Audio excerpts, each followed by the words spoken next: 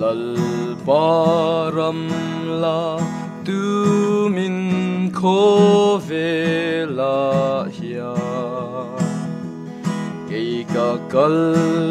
zelang ka phuri ne ka phat san lo vang che ka lal isu mel ma du ralian ma se gospel mangai in ka pen zela gospel mangai in ka pen zela kalal du om ming mo hi trani kazam lo kho ve